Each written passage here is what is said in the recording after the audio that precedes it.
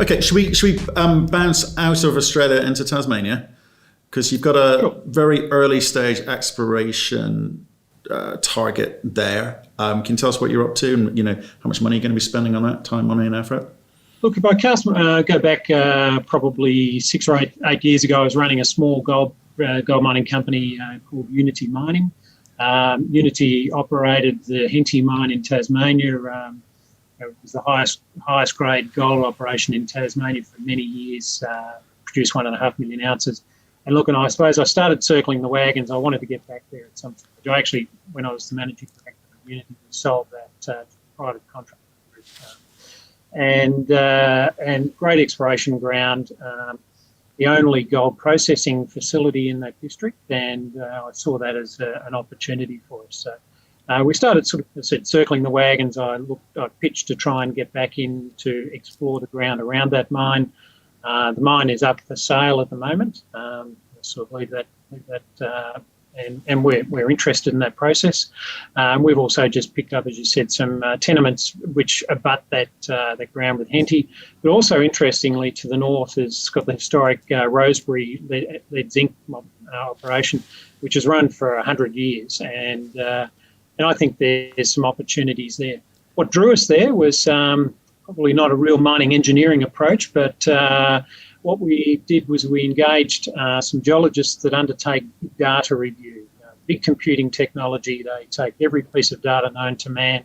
We said, look, focus in on the west coast of Tasmania and tell me what you think people haven't found. So go and find me another Rosebery or another Henty, and come up with a number of really interesting targets, one of them on ground that was vacant.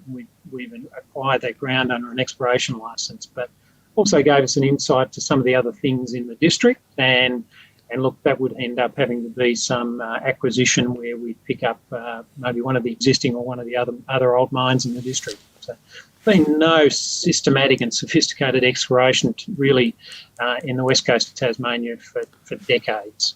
Okay, so I mean it's early days, but so coming back to how much money are you going to be spending there? Over what period, and what's your expectation of what you want to be able to do there? Yeah, sure. So look, we in making application for those exploration licenses, you have to propose a budget. So we've budgeted about $1.5 million over the next 3 years. That's our minimum commitment. So it's not a lot of money.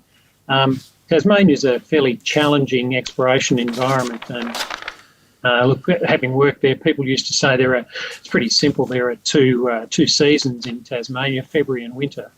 And you don't get a large window. It's not like being in the Arctic, I suppose, but it's a pretty challenging environment. It's quite undulating, and in some places you might need to lift a drill rig in with a helicopter, and you can't do that in 100-kilometre-hour winds.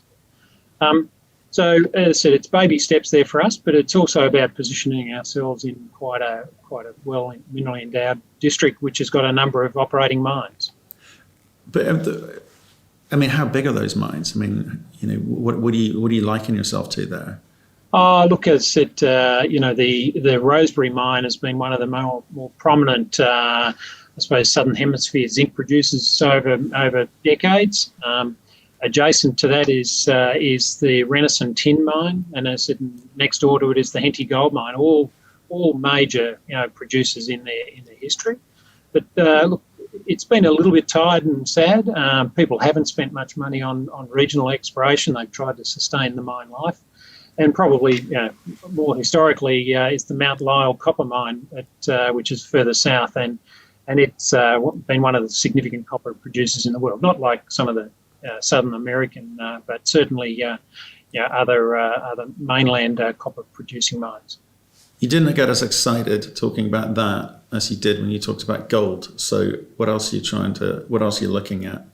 Look, I'm a gold bug, and I've got a little nugget here sitting on which just reminds me what it's about. But look, we have focused domestically, and so we've been hunting a number of projects. And look, interesting, we've been quite active in bidding on some things. I'd prefer not to be in a competitive bid environment. I'd prefer to negotiate a deal because at the end of the day, I'd like to see the other party get as much out of it as we possibly can as well.